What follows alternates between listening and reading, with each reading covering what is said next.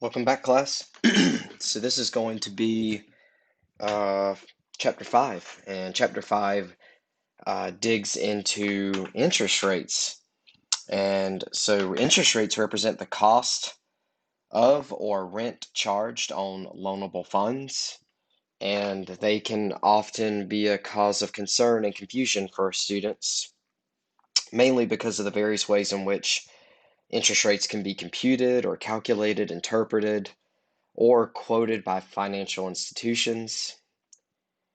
In this chapter, what we're going to do is we're going to look at the differences between an annual percentage rate, which is probably the rate that you're most familiar with, commonly referred to as an APR, and an effective annual rate, which actually is much closer to the rate of interest that we tend to pay.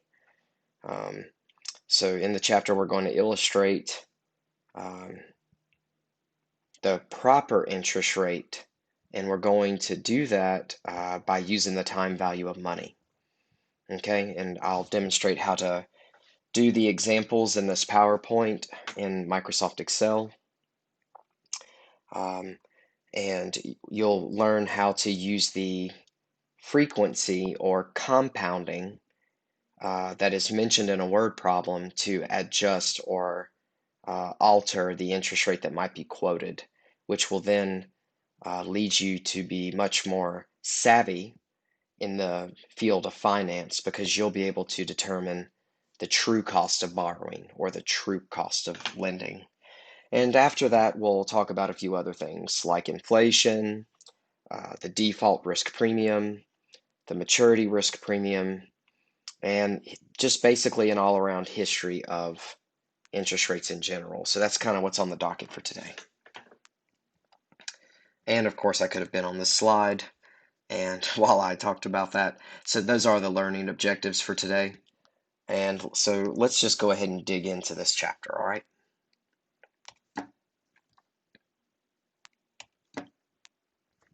Okay, so the annual percent rate, or APR, is the most commonly quoted interest rate on most loans or fixed income instruments.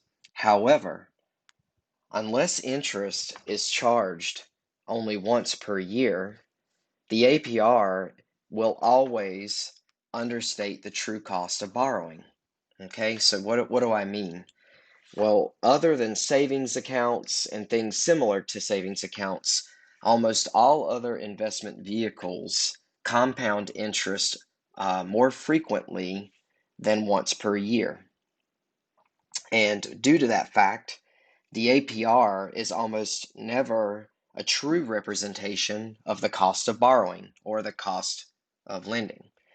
Okay, so it's very common for lenders to charge interest more often than once per year. More commonly, interest is compounded or charged on a monthly basis. Months are probably the most common. However, you will be exposed to examples in this chapter where we do daily compounding, quarterly, you name it. So you're going to semi-annually. So you're going to get an opportunity to see all the different ways that interest can be compounded. Okay? And when we say compounded, what we mean is interest is calculated. We find a dollar amount in interest. It is then thrown back into the principal, and the process starts all over again for the next period. And this is why back when we began this class, I strongly encouraged you to think of N, if you remember our time value of money variables. I consistently said, don't think of N as years, because if you think of N as years, when we get to more complicated chapters, it's going to get more confusing. And I always said, N stands for the number of pay periods or compounding periods. And it's very important because we're now starting to get into, um, you know, the math when that particular variable comes up again. Okay, so for now, what you should realize is that an increase in the frequency of compounding, okay, leads to a reduction in the periodic interest rate. However, it also leads to an increase in the effective annual rate.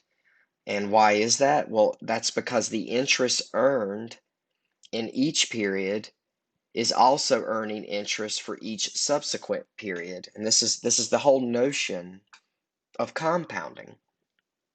Okay? So sorry about that. I was just checking to make sure I was on the right slide. All right. So this is what we talked about in our fundamentals lecture, that you have to truly grasp compounding in order to grasp the foundations of finance. And so if you truly grasp compounding, then you will understand that the effective annual rate is the true rate of return to the lender, or it could also be defined as the true cost of borrowing to the borrower, right? Because it factors in the time value of money by altering the annual percent rate to include interest. Okay. You should also know that the effective annual rate is sometimes referred to as the annual percentage yield, or APY, on an investment. Okay. But those are synonymous terms. So if you see APY or if you see EAR, in either case, we're talking about the same thing. All right, so hopefully that's a good introduction to this concept. We're also going to get an opportunity to see, of course, anytime you learn something new, you learn about it abstractly first, and then we're going to actually see an example where you can see the math demonstrate exactly what's going on here. Okay, but one thing that we're going to need is we're going to need this little formula right here. So what I'm going to do is I'm going to copy that formula, okay, and then hopefully my computer will cooperate with me. All right, so we're going to look at this example, but I know the answer is listed down there for you, but I want to demonstrate how to do this in Excel. So we're going to hop over to Excel, okay, and so let's go back to example 1. There we go. So the First Common Bank has advertised one of its loan offerings as follows: we will lend you $100,000 for up to 3 years at an annual percent rate of 8.5%. Interest is compounded monthly, which is very normal. That's very normal for a loan from a bank. So if you borrow $100,000 for 1 year, how much interest will you have paid, and what is the bank's annual percent yield? Okay, so the first thing we need to do, hold on one second. Let's see if that formula, if my computer is cooperating. There we go. I just want to make sure that we have that nearby so that we can reference it while I work through this problem. I just want you to be able to see it visibly. Okay, so let's think about this. I've gotten into the habit of teaching you to define your variables, right? Create a data table. Define your variables. Okay? And so the first thing I think we should do is just go back and look at some of these things. So we will lend you $100,000. So if you think back to the time value of money, that would also be our present value, right? So our present value is $100,000, okay? And our N is 3 years. However, it's 3 years with a compounding of like a monthly compound, right? So the compounding is happening monthly. So what we need to do is we need to change N to be in months. So that would be equal to 3 times 12, right? So we have 36 borrowing periods, if you will, right, where interest is being compounded. And then it says that the interest rate is 8.5%, and we were calling that in previous chapters I over Y. And remember, you need to convert to decimal, so 0.085. But again, we're told that the compounding is happening on a monthly basis, so we're going to divide that by 12, okay, to get the monthly interest rate. And odds are that that figure is probably, yeah. Let's make this column a little bigger. There we go. So right now, these are our variables. Is there anything else? It says if you borrow $100,000 for a year, how much interest will you have paid, and what is the bank's APY? Okay, so the first thing that we're going to do, the very first thing that we're going to do, is we are going to finish our variables. So for payments, it doesn't mention any payments, right? And then the future value, it says that we will lend it to you for up to 3 years, interest compounded monthly. There's no payments mentioned. So I guess the assumption here is that we would pay this thing off in 3 years. Yeah. Okay. And so the question is you know, what would that payment be if we're going to pay it off at the end of 3 years? So what we could do is we could say, all right, equals payment. We have our rate. We have our N. Let's see. We have our PV. We have our future value. And then our type, which we assume. Right. So if we were making a monthly, or excuse me, a monthly payment. So if we were developing like an amortization schedule, then the way that we would have to pay this off is we would have to pay a little over $3,000 a month to pay this thing off. Okay, I know that's not one of the questions, but it's always good to get back in the practice. We've had a couple of chapters where we have not really done this, and I want to make sure that you kind of get back into the swing of things. All right, so let's see. The question says if you borrow $100,000 for a year, how much will you have to pay, and what is the bank's APY? How much interest will you have paid? Excuse me, I'm reading that backwards. All right, so if we're not making, let's say that we're not making monthly payments, and we go along with this scenario. If you borrow that 100,000 and you don't make any payments on it all year long, okay? And then it says how much interest will you have paid? Well, what we need to do is we need to figure out what exactly is the interest that we would pay on that 100,000 for those 12 months. And that's where the effective annual rate or the annual percent yield comes in, because we can actually make that determination. Okay, so we are given an APR. Okay, and that APR is 0.085. Okay, and then we're told that we are going to have monthly compounding. Okay, so if we're using this formula right here, monthly compounding would be M. Okay, or the compounding in general would be M, and then we would set that to be 12 for 12 months. Okay, so it's very important to know that M should always be based on years. So how often is this thing compounded per year?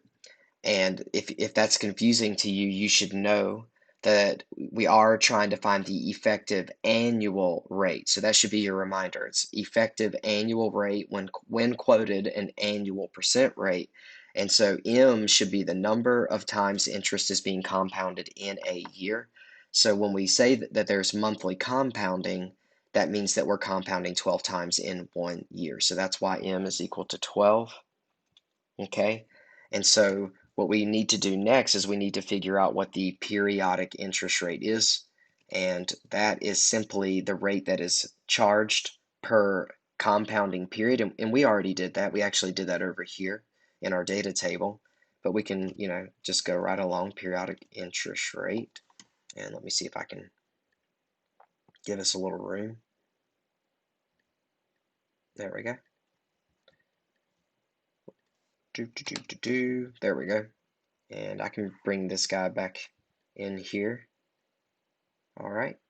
And so again, the way that we do that is we take the APR and we divide it by the number of compounding periods. Okay, and of course Excel likes to round, so I am just stretching that out. So again, we're getting that same answer that we got here.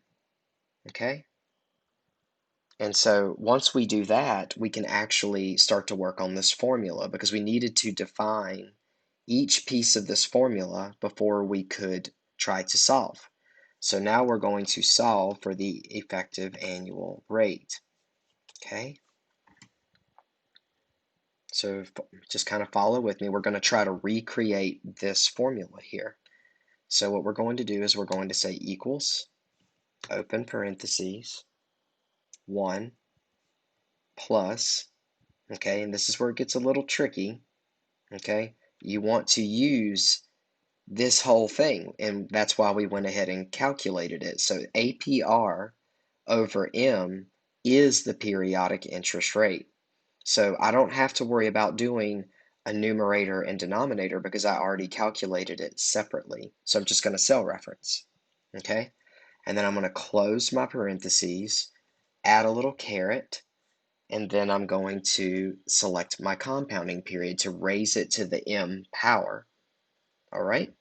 And then I'm going to put that inside parentheses because Excel might get confused. So what I'm going to do is I'm going to add another set of parentheses to make sure all of that happens before I subtract 1.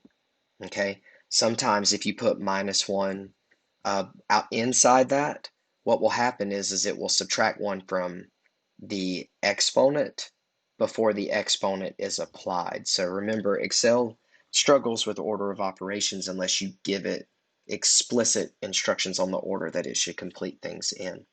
Okay, so we're going to hit enter, and you should get 0.08839 and some. So you can see it's a pretty long factor there.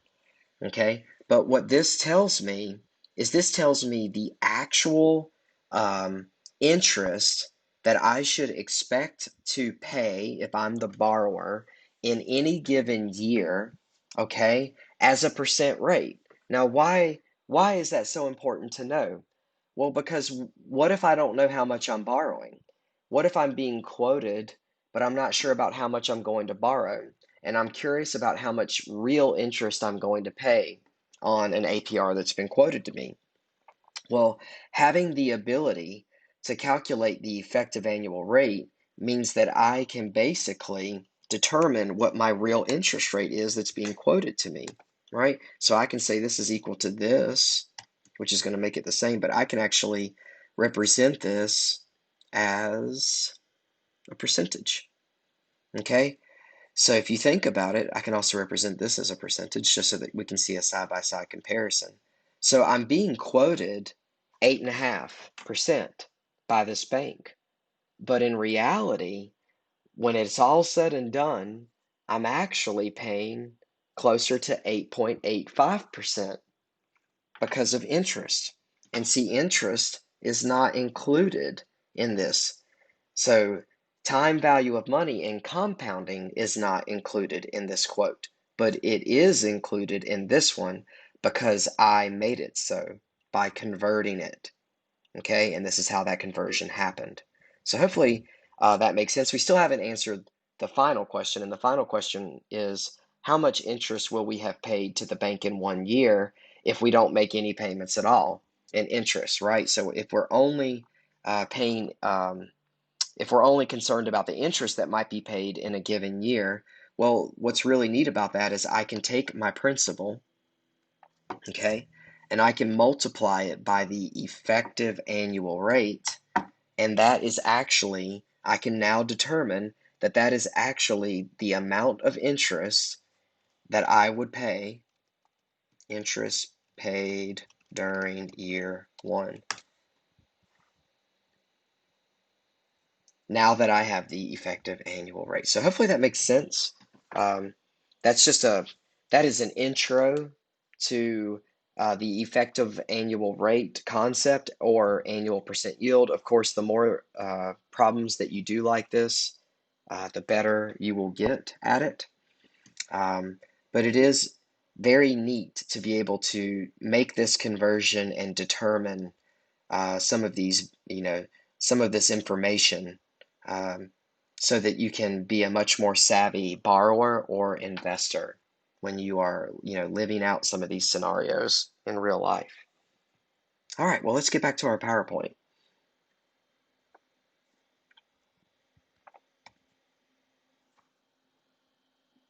Okay. So when we calculate payments that we're making on a loan, the time value of money equation requires that we always use the periodic rate, and it requires that we alter the number of periods to be the appropriate number of compounding periods. Now, in your book, it's going to suggest that you make like if you're using the calculator, it's going to suggest that you make some changes in some hidden menus. I will not teach you how to do that. I will always teach you how to manually make those adjustments and then solve. And the reason why is because I think, one, by manually making the adjustments, you actually understand what's going on. And two, if you manually make the adjustments, you can never make a mistake on a future problem. So for example, if you're always manually making those adjustments, then you have to do it for every problem. Whereas if you change a menu setting, then you could mistakenly um, mess up on a future problem by not going back and changing those settings. Okay, so I just want to throw that out there.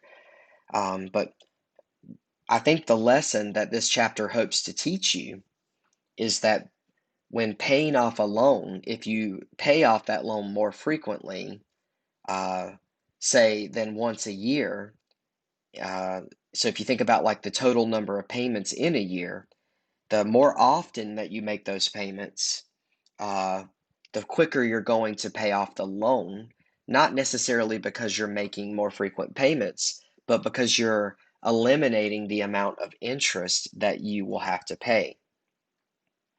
Okay, so that's essentially what you're doing, and that's because interest is calculated based off of the current principal.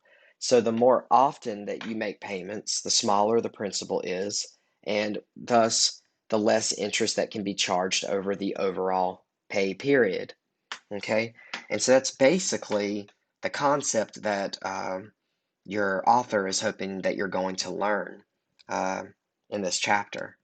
Okay, so here's another example. So we're going to jump back over to the Microsoft Excel sheet so that you can see exactly what the author is hoping that you will learn here. So we're going to go to example 2.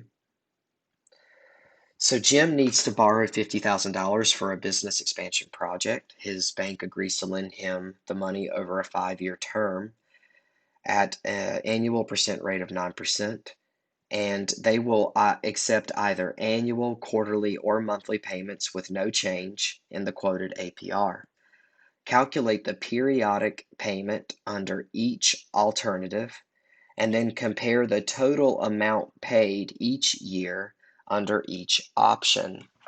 Okay, so this gets a little tricky, doesn't it?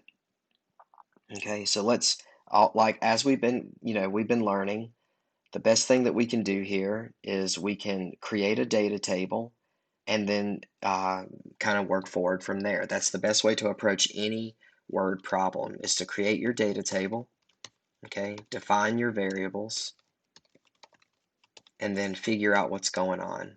Okay, so he needs to borrow $50,000. We know that that's going to be the present value of his borrowings. His bank agrees to lend him the money over a 5-year term. So right now we're just going to start out with n being equal to 5, and then we'll talk about how that's going to change. He's quoted an interest rate. Whoops. Go back. There we go. He's quoted an interest rate of 9%. So we're going to type that in as 0.09. And we're told that we already know that the future value is going to be 0.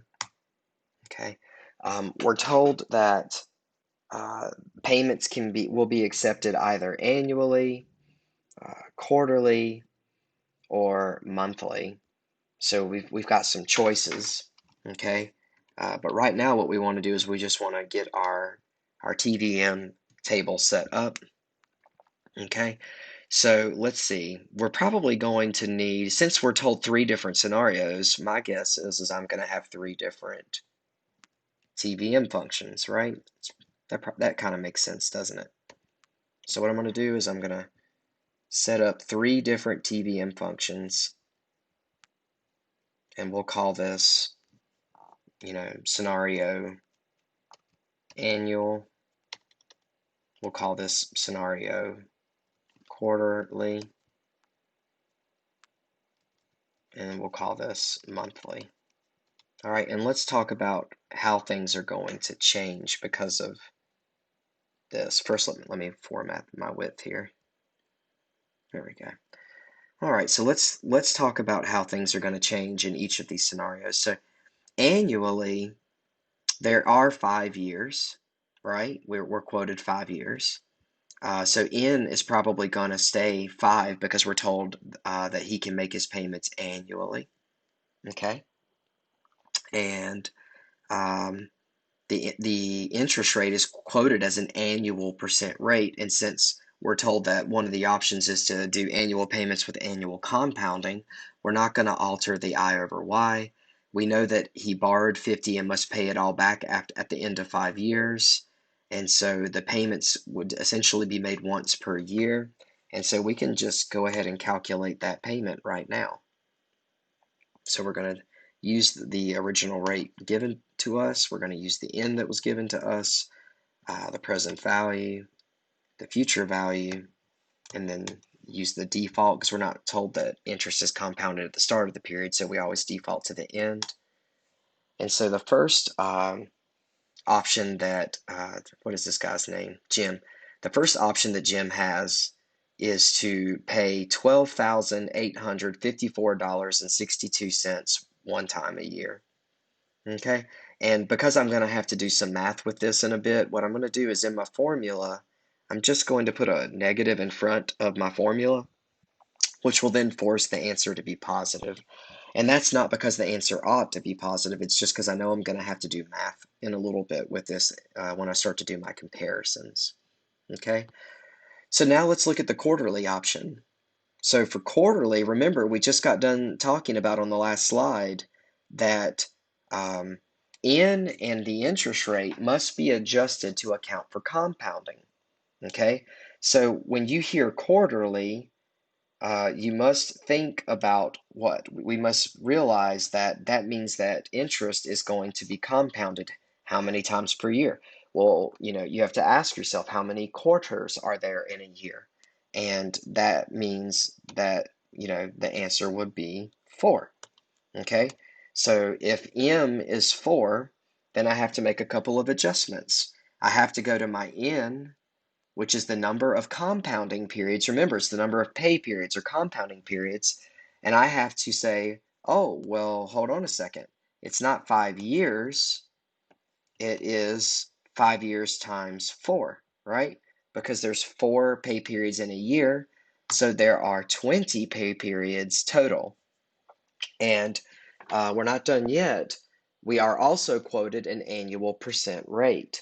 And we have to change that annual percent rate to the periodic rate, right?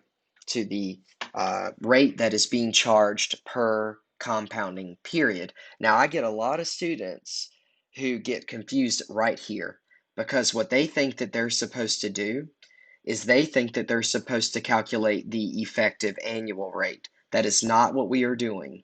We are finding the periodic rate. That's it. So for this part of the problem, we are just taking that APR that was given to us and finding the periodic rate. And the way we make that adjustment is we take that APR and we divide it by the number of compounding periods. So in this case, we're going to divide it by 4. Okay? And so what that does is it takes that annual rate and it breaks it into 4 rates that add up to that amount, right, per year. So that's why we divide it by 4. All right. And we still know that at the end of the whole thing, the future value of our loan is zero because we're going to pay it off on time. We're not going to default on our loan. And so once again, we're going to calculate the payment the exact same way that we calculated it before, but with this new information. So we're just going to give the formula exactly what it asked for.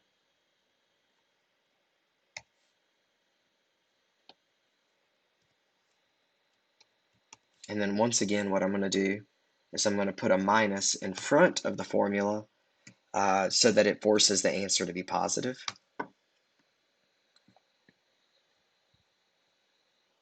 And we get $3,132.10. Now, we can't compare these side by side, right?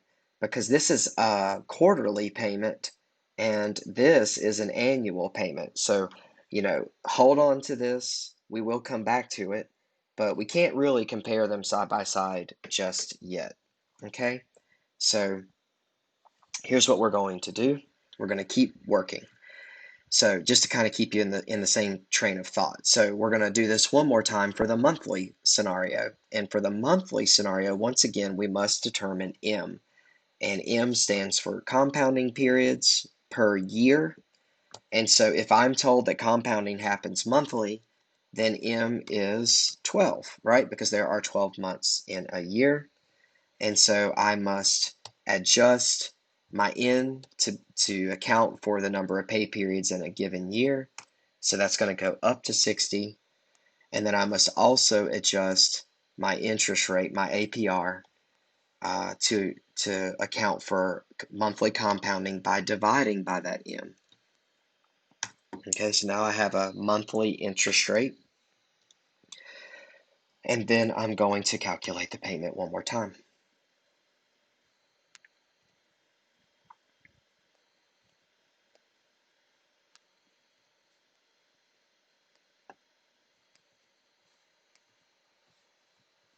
And let's not forget to add that little negative in front of the formula to offset it back to be a positive.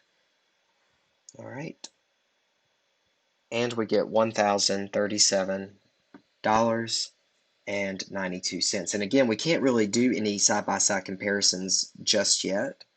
And the reason for that is because this is an annual payment. So, if I wanted to make this look similar, M would just be 1. That's why we didn't make any adjustments. This is a quarterly payment. This is a monthly payment.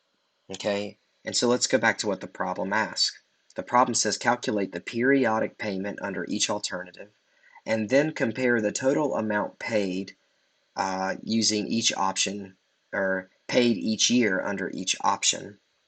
Okay? So we already have the annual amount paid right there for the first one. So for the first one, it's just that answer. Okay? But for the other ones, we need to take our payment and multiply it by our M. So for example, for quarterly, we're going to multiply it by 4. Okay?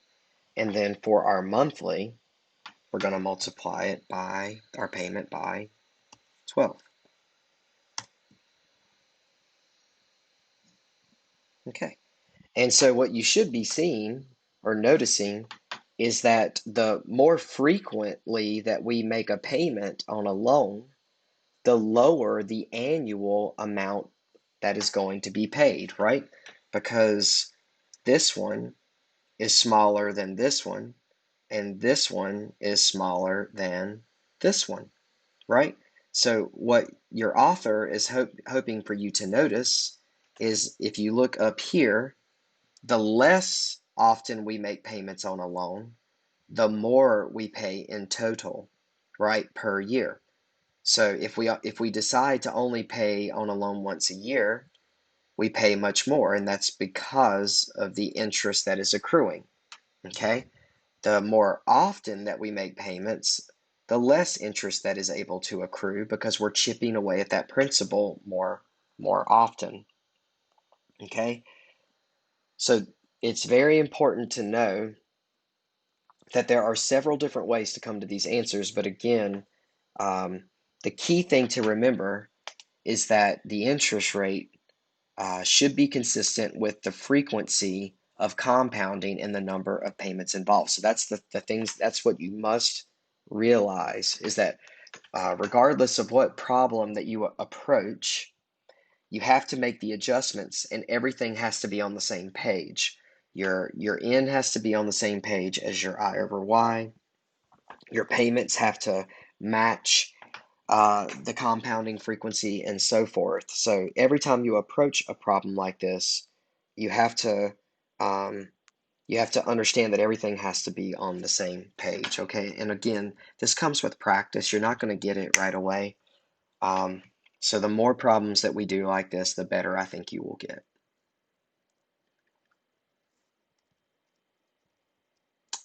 And it looks like, here's another example. So we're going to jump right into another example so that you can see or have another opportunity to do this type of math. So let's jump over to example 3. Joshua, who is currently 25 years old, wants to invest money into a retirement fund so as to have $2 million saved up when he retires at age 65. If he can earn 12% per year in an equity fund, calculate the amount of money he would need to invest in equal annual amounts and then alternatively in equal monthly amounts starting at the end of the current year or month, respectively. Ooh, that gets tricky, doesn't it? Okay, so let's think about this. He's 25 and he wants to retire at 65. Let's do the data table. I just really like starting out with defining variables. So let's create a data table. Let's define our variables.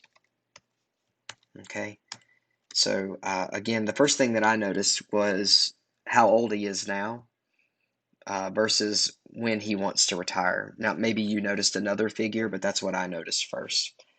So it seems like we're going to have two separate scenarios again. So in the first scenario, it's going to be annual compounding, okay? And in a completely separate scenario, there's going to be monthly compounding. And remember that with annual compounding, M is essentially 1, so we don't really modify too much, okay? But with monthly compounding, M is 12. So we're going to have to make some modifications. So I just want to go ahead and throw that out there. And like I said, the first thing I notice is N. And N is going to be equal to how much time we have to save things up, right? If we're Josh or Joshua, then how much time do we have? Well, if he wants to retire at 65 and he's currently 25, then we need to know the difference. So 65 minus 25, we've got 40 years. Okay, and let's see, what else do we know? We know, let's see, he wants to invest money into a retirement fund so as to have 2 million saved up when he retires. There's your buzzwords, folks. He wants to have 2 million when he retires. So what does that sound like to you? I hope that that sounds like a future value to you, because that's what it sounds like to me. Okay, so he wants to have $2 million when he retires, not right now. Okay, and let's see, let's keep reading. We've already used the information about his age. It says if he can earn 12% per year in an equity fund, so to me that sounds like an APR. Okay, so that's my I over Y. And since this is the annual category, we're not going to alter it in any way. Of 12% per year, I am going to convert that to a decimal. Okay, calculate the amount he would have to invest in equal annual payments. And then we'll deal with the monthly scenario in just a second. Okay, so they're wanting to know how much does he need to invest annually to reach that $2 million sum. And remember, there's always 5 variables. And the problem does not mention something. There's a piece of information that's missing, and that's okay. You just have to understand what to do when that happens. So in this scenario, there is no mention of a current amount of money sitting in Joshua's account, his retirement fund.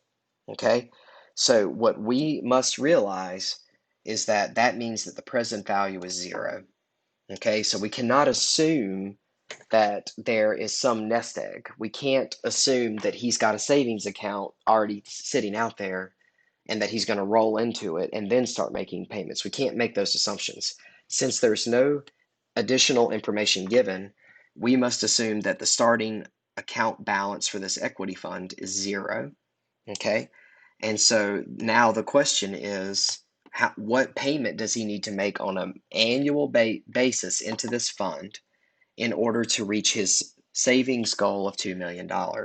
Okay, and what I'm going to do is I'm going to put a minus to begin with because I know it's going to create a negative amount if I don't. All right, and so I'm just going to type in minus payment, open parentheses, and then let's give it the information it's asking for.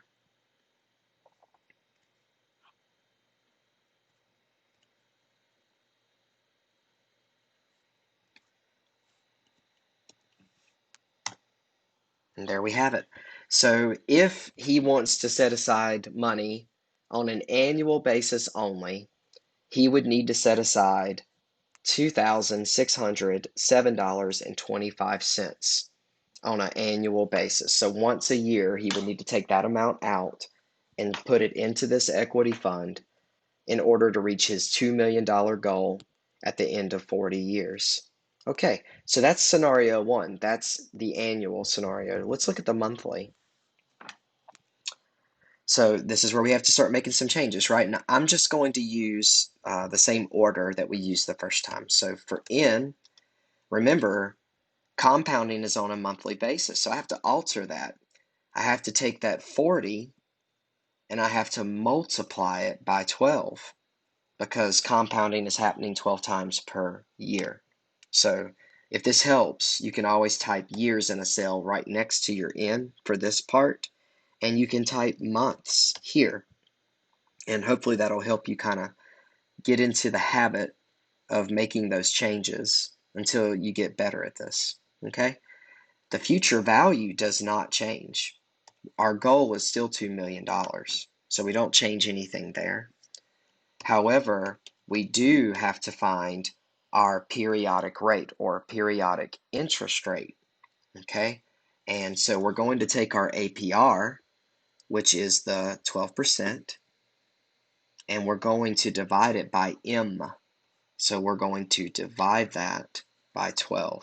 Okay, and of course, somebody might be saying, well, why aren't you creating a cell reference? Well, I could. I could say, you know, I could go up here and say M equals and then 12. And then what I could do is I could, cell reference. Just so you know, these are just different little tricks in Excel. So I could cell reference, and I would still get the same answer. Okay, so what we get is we get 1%, which makes perfect sense, right? If you take 12% divided by 12 months, you should get 1% per month.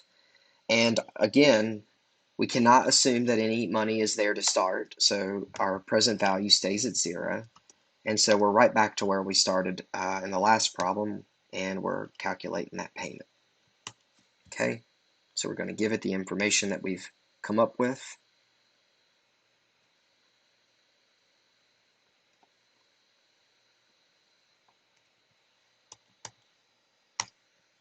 And what we get is $170. Let's see if there's some rounding going on. Yeah, there's some rounding going on. So it just depends on if you're using a calculator or using Excel and if there's any rounding going on. And it's totally okay if there is. The only reason why I do that is because, on your PowerPoint slides, I think they show an answer of 169.99, and Excel was rounding that to 170 even. It's honestly okay either way. Okay. And, once again, this is really meaningless unless we go one step further, right? This is meaningless because you can't compare monthly payments to annual payments. What you need to do is get those monthly payments into an annual sum to be able to do a side-by-side comparison. So once again, this is the annual amount that he would have to set aside if he was using annual compounding, but we would take this amount and multiply it by 12, right? Or we could cell reference. And so what we see, here's where the magic happens, right? So what we notice is that if he decides to set aside his money more often, or if he increases the frequency with which he sets aside money, he doesn't have to save as much money, does he? I mean, look at this. There's an annual savings with the same outcome, right? We can actually, we can take this amount here and subtract this amount here, and Joshua will actually save almost $570 a year if he just decides to set aside money into this retirement fund on a monthly basis rather than an annual basis. And that's what the author is hoping that you will see. Okay, so this is some good exposure, but we still got some more to talk about. So let's keep moving.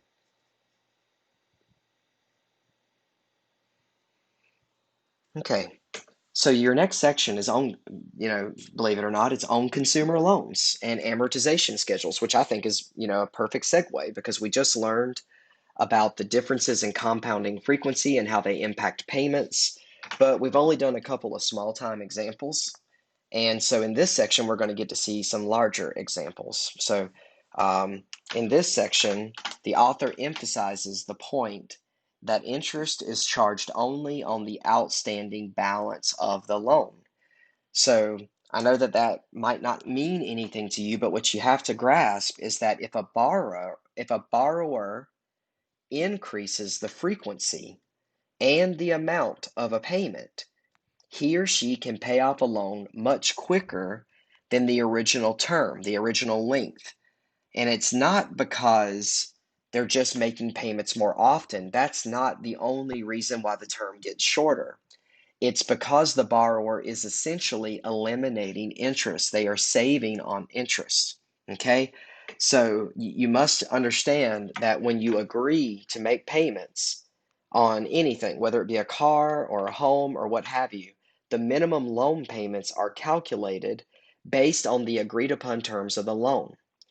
Any additional payments that are made have to be applied to the principal balance. You may have heard this before. Maybe you've heard people say, hey, if you're going to pay extra on your house payment or your car payment, make sure you put on the memo line, pay to principal only. Well, in reality, that's what the lender has to do. They don't have a choice. And the reason why is because each payment is already designed to pay off all the interest that exists. So the only other thing they can allot those funds to is principal. And since that is the case, it reduces the outstanding principal, which then results in a reduction in interest charged over the subsequent periods. Okay, that's exactly what this next example is going to demonstrate. So we're actually gonna see how this actually can happen. All right. So let's hop back over to our Excel spreadsheet and let's look at this next example. So Kay has just taken out, let's see, a $200,000 30-year mortgage at 5% interest. She has heard from friends that if she increases the size of her monthly payment by 1/12 of the monthly payment, she will be able to pay off the loan much earlier and save a bundle on interest cost. She is not convinced. So the book says, use the necessary calculations to help convince her that this is in fact true. Okay, so there's a couple of things that we need to do. All right, first off, let's start with a data table. Okay, so let's start off with that data table and let's define your variables. Okay, so she's just taken out a $200,000 loan. That is our present value of our loan. And for now, we're going to say that N is a 30-year loan. We'll just type year out here so we remember that. We're also just going to leave our interest rate as 5% just for now. Okay, so 0.05 actually. There we go. That's an APR. So maybe I'll come out here and type APR just so we remember. Okay, and it's a mortgage. She has heard from her friends that if she increases the size of her monthly payment, so there's your trigger point right there. That's your buzzword. Okay, monthly payment implies, this is an implication. Okay, folks, let's drop this down a little bit. Monthly payment means monthly compounding. Okay, and so let's give me some space here. That means that M in this case is going to be 12. Okay, and we'll deal with the rest of it in a minute. All right, so again, I guess earlier I could have said M equals and then had its own separate, right? So that way we can cell reference it. It's fine. Okay, and so let's see, what else do we have here? We got PV, we got N, we got I over Y. We know that the future value of any loan we hope will be 0. And so the goal is to calculate the payment, right? That's our starting point, because the rest of the problem talks about paying above our minimum monthly payment. But the first thing that we need to do is we actually need to learn what the monthly payment is to begin with. Okay, so just like we got practice on the last two examples, if our compounding is 12 times per year, we've got to make some adjustments, don't we? The first adjustment we need to make is to N. So we have a 30-year, right? We need to make that into months, pay periods, right? So we're going to take that 30 and we're going to multiply it by our compounding rate. So that's going to give us 360 months. Okay? And just like before, we need to take that annual percent rate and we also need to convert it to a periodic interest rate. And in this case, it's a monthly rate. Okay, so we're going to divide that by the number of months, which is 12. Okay, hopefully so far so good. Okay, we've already defined the present value. We've already defined the future value. So now our goal is to calculate the payments that we would make per month. So this would be per month. Okay, so equals PMT, give it the rate, N, PV, future value, 0. And as before, what I'm going to do is I'm going to just put a little minus up in front of that to give me a positive answer. And so I find that right now she has agreed to pay $1,073.64 per month, and that is her minimum payment. Okay, this is her minimum payment. This is the payment she agreed to with the bank. All right, so hopefully you've been able to follow along so far.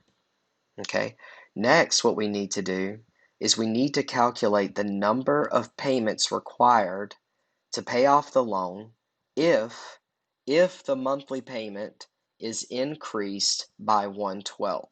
Now, there's several different mathematical ways to make this determination. I'm going to take the easiest, most common sense approach. It's not going to be the fastest approach. There's a faster method to come to this conclusion, but it's not the easiest one to grasp. I want to make sure that I am teaching to all students. And so what we're going to do is we're going to take this nice and slow. Okay? So the first thing we're going to do is we're going to define this amount, if you will. So 1/12 is a fraction. We want to define that. So we're going to define that as the increase in payment. Okay?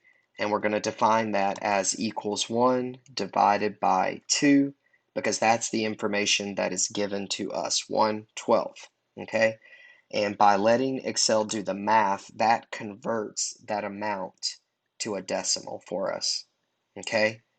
The next thing I'm going to do, so this is the increase in payment as a rate, if you will, right? Or as a percentage. But I want to know what the increase in the payment is in dollars. Okay? So that's what my next step is going to be. And like I said, this is not the fastest way to do this, but it's the most logical way for anyone who's not really strong at math. So I'm going to cell reference my payment right there, and I'm going to multiply it, okay, by that rate. And what I get is I get $89.47. So what Kay's friends are suggesting is that Kay adds $89.47 on top of the minimum payment that she's already agreed to. Okay, so let me just move this data. I'm just going to move it a little bit out of my way. Just going to shift it up here. Okay, and what I'm going to do is I'm going to copy this right here, and I'm going to just drop it right here. Okay, and let me just get those cell widths. And some of these are going to not be working because I didn't anchor, and I should have anchored. So pardon me, I'll just do that again. So the APR actually stays the same. So it's still going to be the 0.05, divided by the compounding. That does not change. Same thing for N. N is still going to be our 30 years times the 12 months. Okay, so we want to make sure that these figures are still the same. So 200,000, 360 for now. The periodic rate should still be the same. And we'll make our adjustments in just a moment. We just want to make sure everything came over the same to start with, okay? There we go. So everything looks identical. So here's the catch. Her friends are telling her to increase her payment.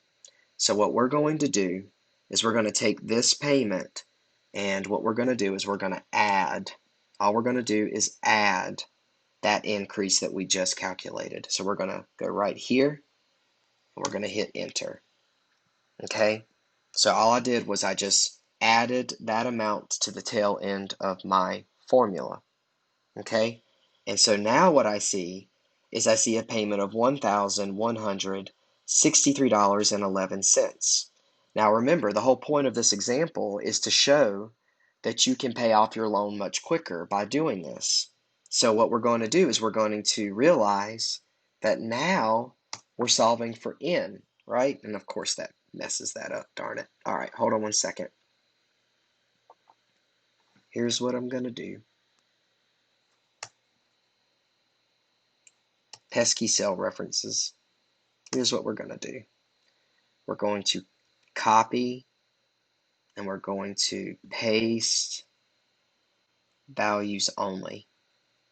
So then when I come back and look at this, I'm going to hit plus this amount. Come now. It didn't grab it. There we go. Plus, interesting that that's not, oh, I see why. I have to make it a formula.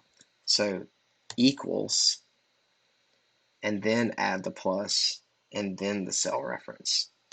There you go. So if you're trying to follow along, it's equals that amount plus M10, or it might not be M10 for you, but you'll see.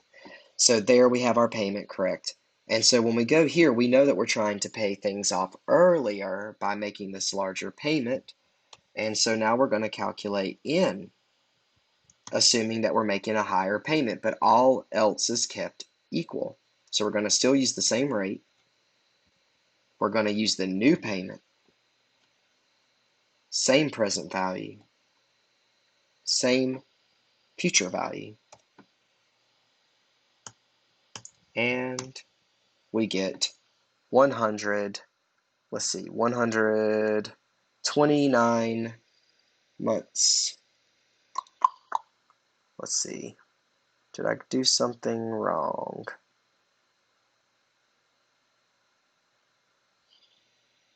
think I did something wrong here, folks. Oh, I know what I did. Ha ha ha.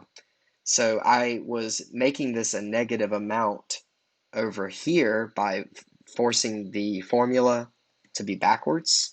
But remember, if this is positive and this is 0, this must be negative. So I need to force this to be a negative to get the right answer, which means I also need to make my 8947 negative. So I'm just going to hop right in front of that and put a minus there and hit enter. So now I get a negative $1,163.11. So all I really did was I just forced this negative. And let's try that again because the answer was totally wrong. All right, there we go.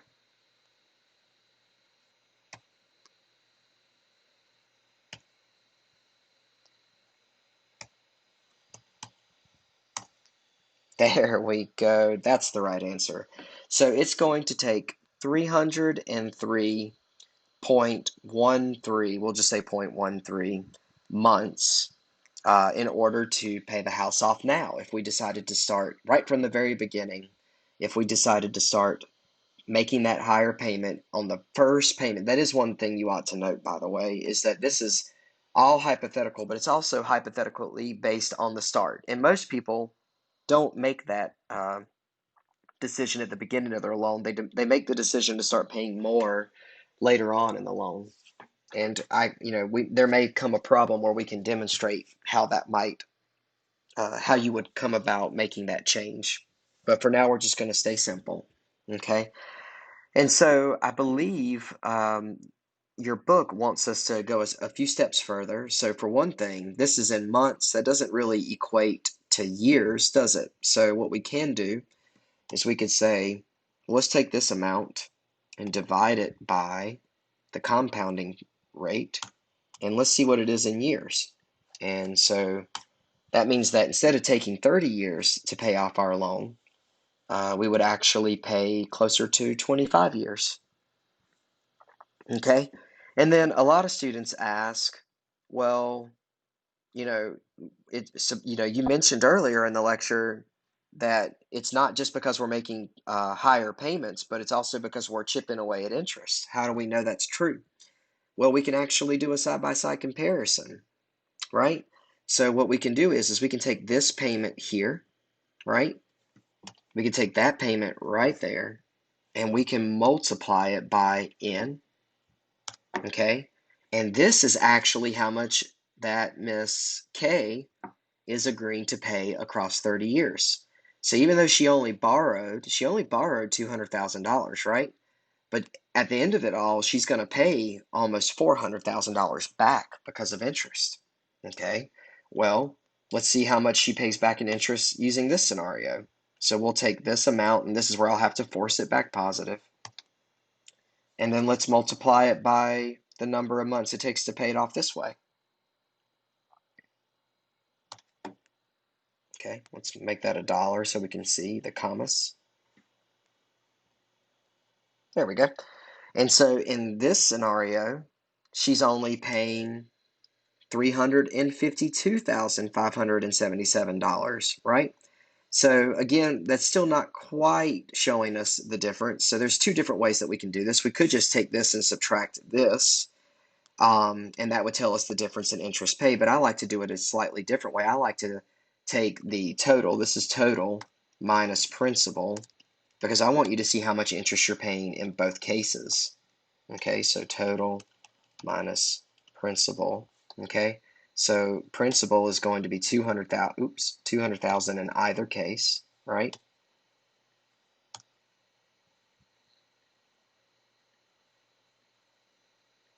There we go. And so let's just, let's make it fancy. So this amount minus this amount. So in scenario 1, just sticking with our 30-year payment, we're paying approximately $186,000 in interest. In scenario 2, we're only paying $152,000 in interest. And so the difference, just come right here, difference would then be this minus this. So by paying 1/12 more per month on her payment, she is able to pay off her loan in 303 months rather than 360 months, which is the equivalent of saying 25 years instead of 30 years. And she is able to eliminate almost $34,000 in interest that she would have paid. So she's not eliminating principal, she's eliminating interest, and that's how much she has eliminated. Okay, well, that's this one. So let's keep moving. Just making sure I did everything properly. Something seems off right there. What is J14?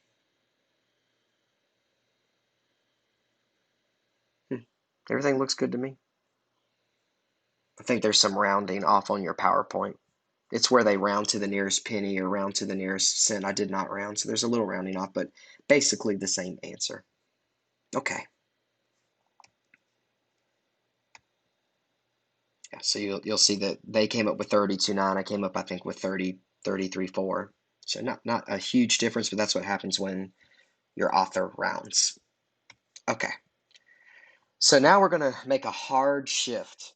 And that hard shift is talking about the difference between a nominal interest rate and a real interest rate. Okay. The rate of interest earned on a risk-free investment, such as a certificate of deposit at a bank or some treasury security like a T-bill, is essentially compensation that is paid to an investor for giving up current consumption. And this is commonly referred to as the nominal interest rate. However, inflation erodes the purchasing power of money, and therefore the true reward for waiting is often expressed as the real rate of interest earned and is the rate that remains after inflation has been adjusted for. And there was this famous economist with the last name Fisher that came up with a formula for determining the real rate of interest. And so that formula is now coined the Fisher effect. Okay, and so as you can see down here below, the equation shows the relationship between the real interest rate, which is the R asterisk, okay, and the inflation rate,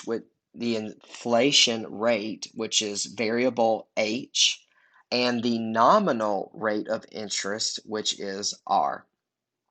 Okay, and so there's a few different derivations that you see, but the final formula is the easiest one to remember and the easiest one to work with. So this is the original formula here, that 1 plus the nominal rate is equal to 1 plus the real rate times 1 plus the rate of inflation. And then what you see here is some algebraic alterations that helps us solve for just the, the nominal rate. So the nominal rate is equal to the real rate plus inflation plus, and then inside parentheses, the real rate times inflation. Okay, so these are just different derivations of the same formula. If you feel comfortable with algebra, you can actually choose any version of this formula to work with, and you will still come up to the same and correct answer. Okay, so let's do an example. I was hoping that we would have some room for an easier example. I'm not seeing that easier example. I'm going to hop over here. We're going to do an easy example, and then we're going to do a tougher example. Okay, so let's just go over here to the right first. Okay, so let's do a simple example. All right, if the real rate, okay, equals 3% and the inflation rate equals 4%, okay, then what is the nominal rate okay? And so if we go back to our PowerPoint, let's go back up a slide. Let's see if it'll let me bring these over.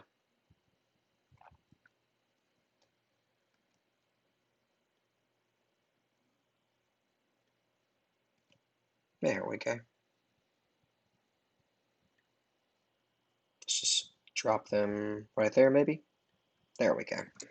And so let's just remind ourselves of some of these variables. So R asterisk is equal to the real rate of interest, okay?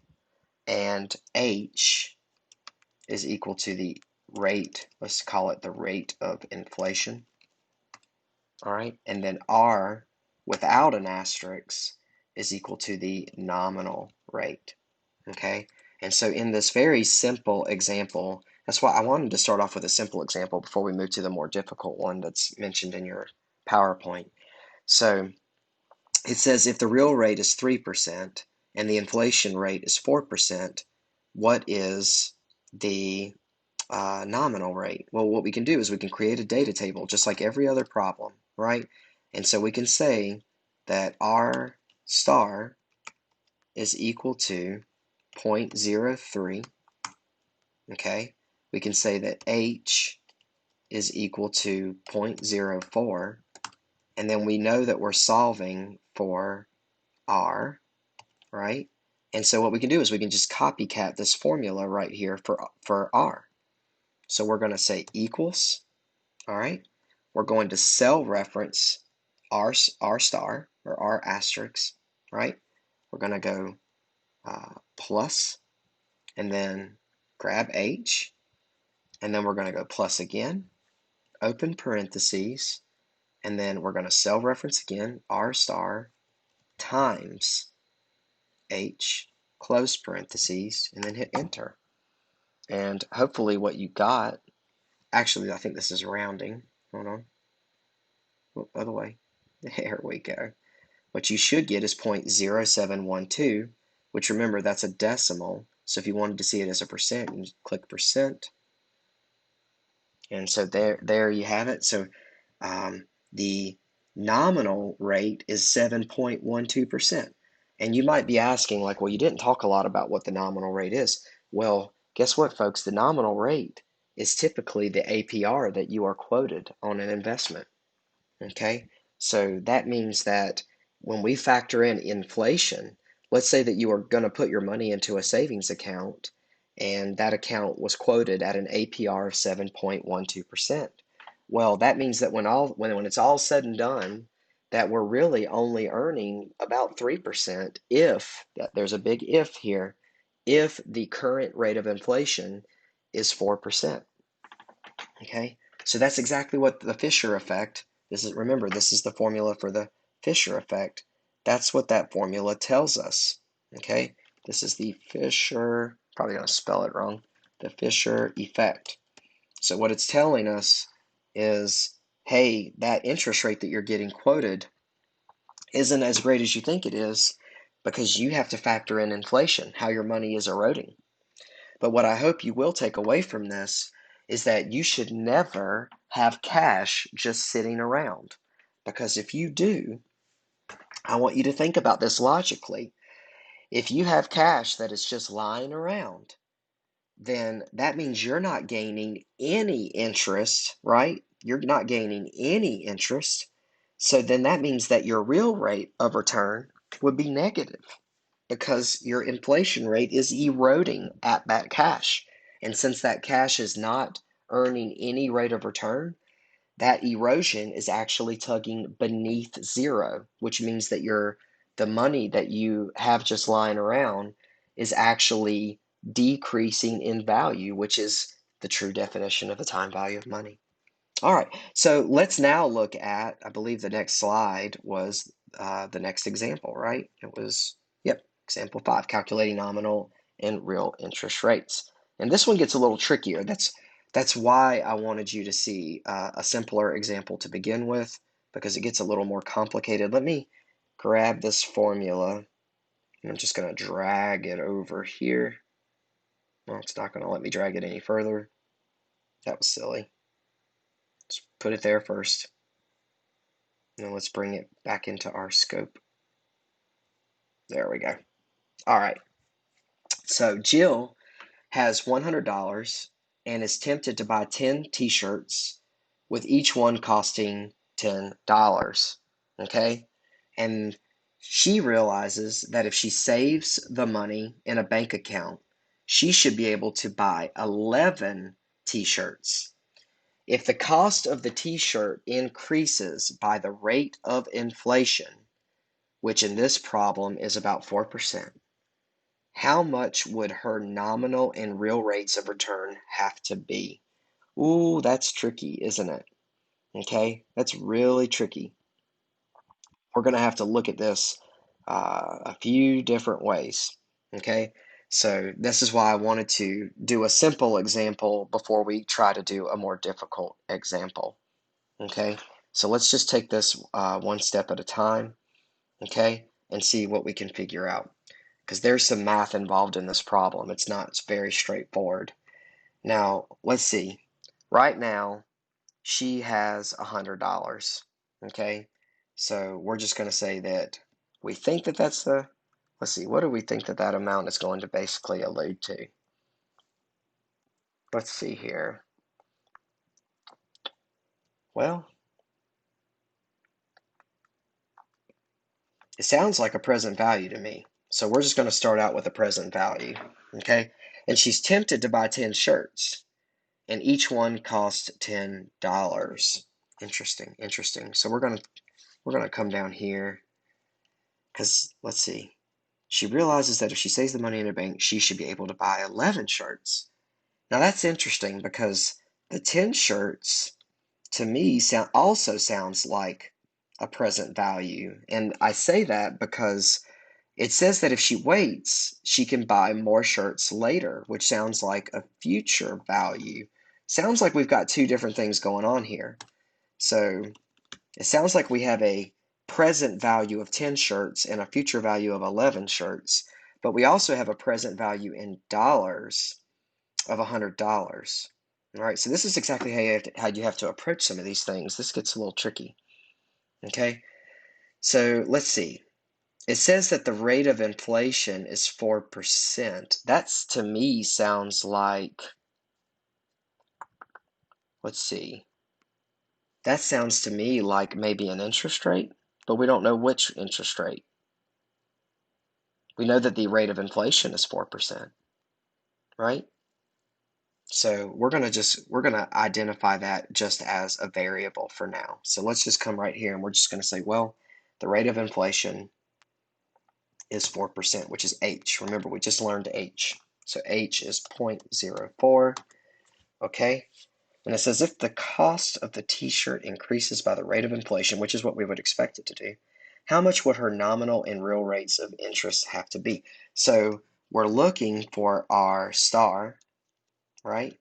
We're also looking for R, just R, plain old R. And remember, we defined them over here. So if you don't remember them, it's okay. I'll drag them over here so you can see them. Okay. So let's see, how are we going to go about solving this? So we have to remember that our real rate of return is our reward for waiting if we're not considering inflation at all. And we can't really make that determination using this value yet because we don't know what that amount is. We don't have a future value in dollars, do we? We don't have a future value in dollars. But what we do have is we have a future value in shirts as compared to our current value in shirts. We also are told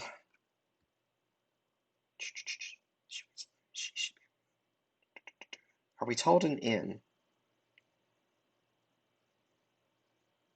She should be able to buy the shirts. Or are we told an N? Hmm.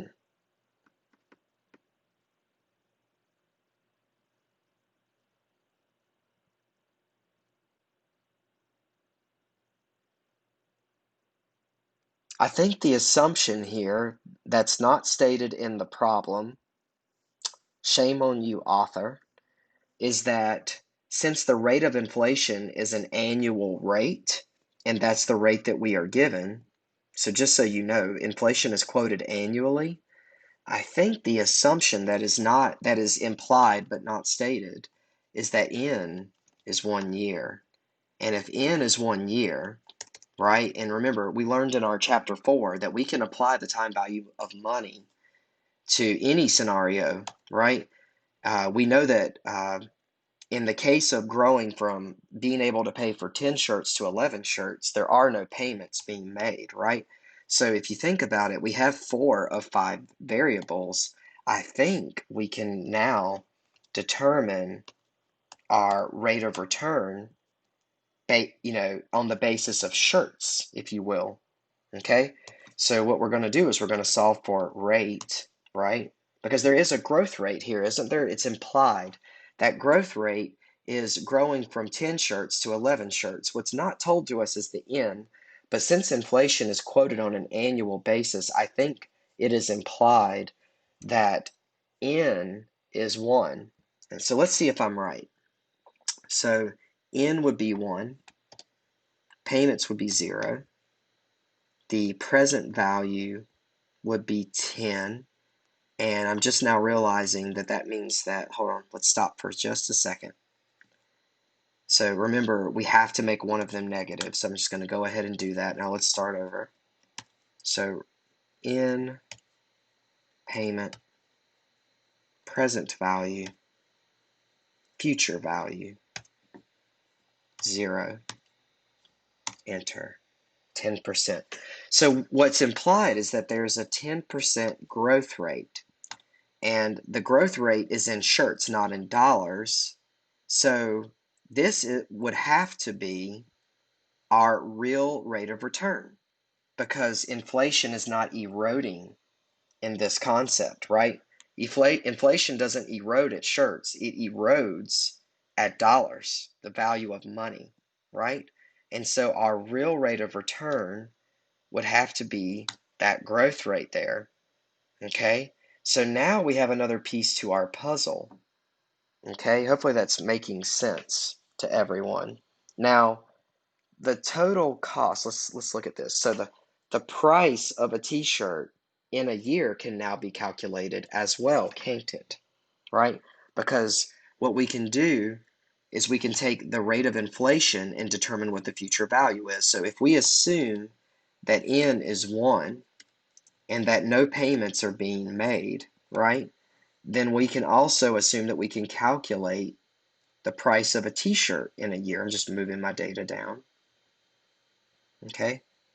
So I can also determine what the future value is of a t-shirt using the inflation rate because that's where inflation does come in. Okay. It comes in when we talk about how the value of goods rise.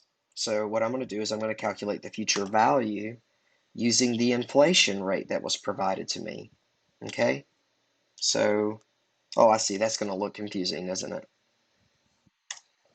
Let's just put this here and then cell reference this so that way it looks more on point with what you're used to seeing. Okay, so we have our PV, I over Y, N, P, and T. Those are our 5 TVM variables. Just understand that I'm growing the price of the shirt at the rate of inflation, which is exactly what we should expect to do because the price of goods rises at the rate of inflation. All right. Again, I think the implication in this problem is that n is 1. It should have been stated, but it wasn't. Okay. PV. And I might need to go back and make that a negative. We'll find out in just a second. Yep. So what I need to do is force this negative just because of that positive negative cash flow convention. And what that'll do is that'll make this positive. Okay, so I've determined my real rate of return because this is a rate of growth based on a quantity and not dollars. Okay, so that's how I found my real rate of return, which is R star, okay? I also was provided my rate of inflation here, okay? And so the last step is for me to figure out what the nominal rate is, okay? And there's a couple of different ways that I can figure that out, all right? Let's figure it out this way first. So we can do just like we did in our easier example, and we can take the rate for the nominal rate and see if we can come up with the correct answer that way. But there's one other way that we can do it too. So we're going to say equals R star plus inflation plus R star times inflation, and we get 14.4%. Okay, so hopefully that makes sense. All right, and then the other way that you could also figure this out is you could say, well, if 4% is the rate of growth here, okay, then what we can do is we can actually let's not do that. Let's just leave that alone. I think this is the best way to do it. Let's just stick with the easiest method. Again, I try to tailor this course for every student. Let's not do more complicated math. I don't want to confuse you all. This is the easiest way to make this determination, is to realize that this is the rate of growth for the price of a good. This is the rate of growth in volume, which does not include inflation, right? And then once you have 2 out of the 3 variables provided to you in the Fisher effect formula, you can always solve for the third, okay? And again, you can use any version of this formula. So if you're given a problem that's not asking for you to solve for R, but it's asking you to solve for H or R star, it might honestly be easier to start. I know back when I was learning this information, for me, it was easier to always start with the original form of the formula, which is this. The true form of this formula is this form. I would plug in my variables, and then I would solve from there, but you do have to do some elementary algebra to do that. Okay, so if that's something that you're struggling with, just let me know.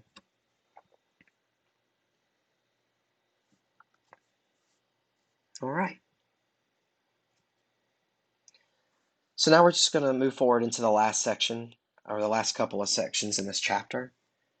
So it's important for you to know that in addition to the real rate of interest and the inflation rate, lenders expect to be compensated for the risk that the borrower might default on their payments of interest and principal, and for the length of time that the loan is outstanding. So this is what we often call risk, right? So the longer a loan is issued for, and the more money that is borrowed, and the credit history of the borrower all go into an element that we call risk. Okay? And so we have to learn some new terminology.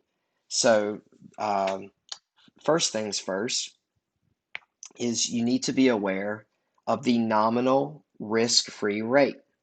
And the nominal risk-free rate of interest is a rate of return on a treasury bill, and this rate of return includes the real rate of interest and the inflation premium.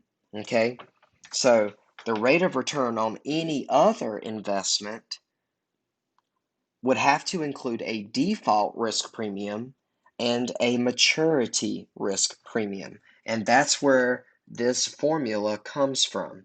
Okay, so essentially R is the real rate of return, okay? Or not the real rate of return, but the nominal rate. I'm sorry, don't want to confuse you, okay? And the nominal rate for any investment that we're talking about is equal to the real rate of return that is expected plus inflation plus a default risk premium that is assessed per borrower. That's what DP is, okay? So that is based on the borrower's credit history plus a maturity risk premium and that is based on the term length of the loan. So as you can imagine, a loan that is issued for 1 year is going to have a much lower maturity risk premium than a loan that is issued for 30 years. There's a much less likelihood of default on a 1 year loan than there is on a 30-year loan. Okay? So hopefully that makes sense. So for example, like in real world terms, a 30-year corporate bond would have to have a nominal rate that is significantly higher than a 10-year bond that's being issued by the Treasury Department. And this is due to the increased length of time, but it's also due to the higher default risk that is associated with corporate bonds. Now remember, bonds are investment vehicles for us as consumers because we can put our money in a bond, but in reality, a bond is a loan instrument because when we buy a bond, we are loaning our money either to a corporation or to the government. And so in this example, a 30-year corporate bond means I'm loaning money out to a corporation for 30 years. A 30-year T-bond means I'm loaning my money out to the government for 30 years. Okay? And so corporations are considered to be riskier than our government. And that's because, knock on wood, the US government has never defaulted on its loans. Okay? So they are considered to be risk-free. Okay? And so the default risk premium on a treasury bond or bill is significantly lower than the default premium on a corporate bond automatically. But then if we change the term length, let's say one's 30 years versus one is 10 years, then the maturity premium is also going to be significantly lower as well. So these are elements that impact interest rates. Okay, so if you've ever wondered how interest rates are determined, these are all the elements that are determining the interest rate. There is the real rate of interest that we hope to earn, there is inflation, there is the default premium, and the maturity premium. And all of those roll into one nominal rate that is quoted to the borrower or to the lender. Okay? So, what you also maybe have been shown in the past, or maybe you haven't, are yield curves. Now, yield curves represent the interest that you might expect to receive or expect to pay across the term of a loan. In most cases, the yield curve is going to be upward sloping, but that's not always the case. There are some investment vehicles that are either downward sloping, inverted, or flat. But the most common one that we see is this one, which is an upward sloping yield curve. But you will sometimes see examples like this, and I'm not sure if they've got, no, they don't have one for flat, but there are some that are flat. Think of your savings account as a flat curve because it probably has a very low interest rate, especially right now in today's economy. Okay. Your book also wants you to see the following inflation rates in the United States during the 50-year period between 1950 and 1999. And they also want you to see, I mean, you'll notice that inflation rapidly changes based on the fluctuations in the economy, right? Inflation is not constant. It has every bit to do with how the economy is doing. And, and there is such a thing as negative inflation. We actually see it here in the 50s. So if you notice right here, there's negative inflation that actually occurred in the 50s. Okay? They also want you to see the interest rates for a 3-month treasury bill, which is considered a risk-free asset. Okay, now I'm going to stop and I'm going to backpedal for just a second. What is that? What do I mean when I say risk-free asset? Let me backpedal. Right here, this formula. What that means is that R for a 3-month T-bill was only R star plus H. There was no default risk premium and there was no maturity risk at all. There was no maturity premium. Why? Because a 3-month T-bill is considered to be a risk-free asset, which means the only thing that affects the interest that you earn on a 3-month T-bill is inflation. That's it. So whatever the nominal rate that you are quoted on that investment vehicle, the only thing that is impacting its real rate of return is whatever the inflation rate is in the market currently. Okay, so that's what I mean when I say a 3-month T-bill is a risk-free asset. Okay, and so this is the interest rates that were earned on 3-month T-bills across the last 50 years. You'll notice that in the 80s, people were earning significantly high returns on T-bills.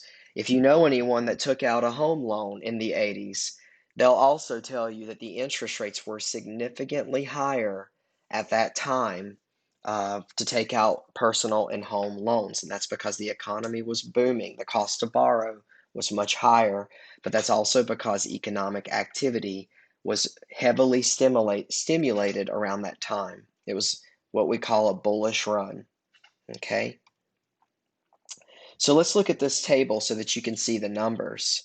So these were the yields on T-bills, T-bonds, and AAA rated corporate bonds. Now, if you're not familiar with bonds, AAA rating means that is the highest level of rating that a corporate bond can receive, which means they are the least risky corporate bonds available to the consumer, to someone who's looking to invest money in the market.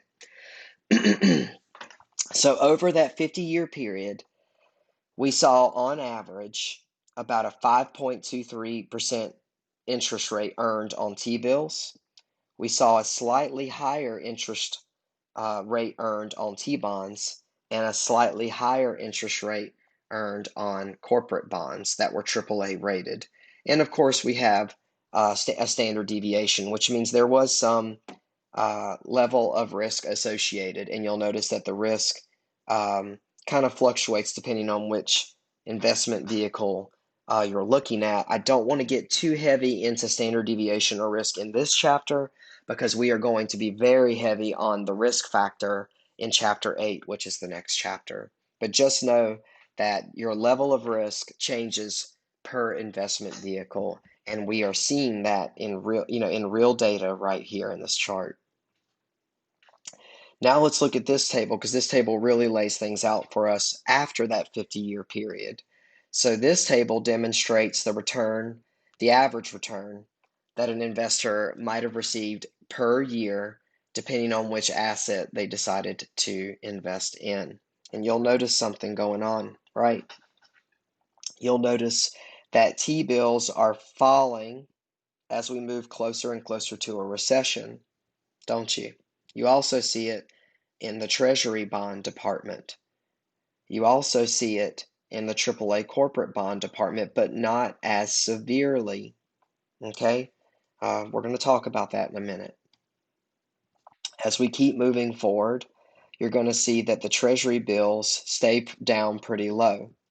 You're also going to see that the Treasury bonds, they kind of teeter-totter around that 2 to 3% mark. And then AAA bonds, they go down, but there's some pulses where they jump back up and then down, right? And this is all during a recession and then a recovery. Now, what I would like you to point out is that the average across that 15-year period is only 1.5% return for T-bills. It's a little around 3.5% return for Treasury bonds. And then it's closer to 5.5% on AAA rated bonds. Okay? And the level of risk is significantly different for each one of these things. Okay? So let's go a step further in the slideshow so we can look at the final, like the summary slide.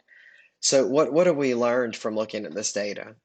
A 50-year analysis of the historical distribution of interest rates on different types of investment vehicles in the United States shows that investment grew on average at 4%, that the real rate of return across all assets was approximately 1.2%, that the default premium for AAA rated over government bonds was about 0.5%. Now, what does that mean? What it means is that if you invested in an asset that was greater than the risk-free asset, which is the T-bill, then there was a premium, right? A default risk premium being paid of about 0.5 point. What that means is that you invested in something that bared risk. And because you invested in something that bared risk, you actually earned a rate of return of about 0.5 point higher than if you had invested in something that was considered risk-free, like a treasury bill. And then there was also a maturity risk premium being paid of about 1.3% for a 20-year maturity difference. So what does that mean? Well, it means that if you invested in a risk-free asset like a T-bill, where there is no maturity premium at all, and it's a risk-free asset, then you didn't earn a maturity premium at all. But on average, if you invested in a 20-year or longer asset, like a 20-year bond or a 30-year bond, then on average, you earned a maturity premium of about 1.3% on top of the risk-free asset. So how do we look at this data? Well, you have to remember the formula. Again, I'm going to backpedal for a second. I'm going to go all the way back here. So remember, if I could, I would black these out right here. Can I black those out? Let's say. You have to remember that the risk-free asset only earns these two elements, okay? But when we decide to invest in assets that are not risk-free, there is a default risk and a maturity risk. And there's a premium. And when we use the terminology premium, what we mean is we must be paid out more to take on higher levels of risk. So there has to be an additive, if you will. There has to be a higher return on that level of risk. And so what that data that we are seeing on that final slide is stating is that we should expect to earn these higher level returns.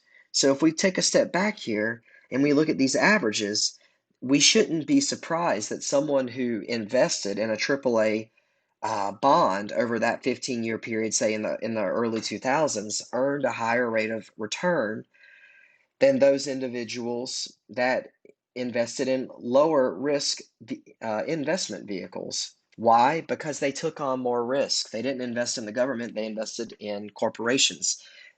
They didn't invest in a 3-month bill, they invested in 20-year bonds. And because they took higher levels of risk, we should expect a higher rate of return. And that is called a premium, regardless of whether it's a default premium or a market premium. It's a premium in either respect. Okay, so hopefully that's starting to make sense to you. That is the end of this chapter. We will talk much more about risk premiums in general in Chapter 8. Chapter 8 is a bear, and I will try to remind you of this during lecture. Chapter 5 is not so bad. Hopefully you will move through it very quickly and get to working on Chapter 8 as soon as possible, because it is a bear.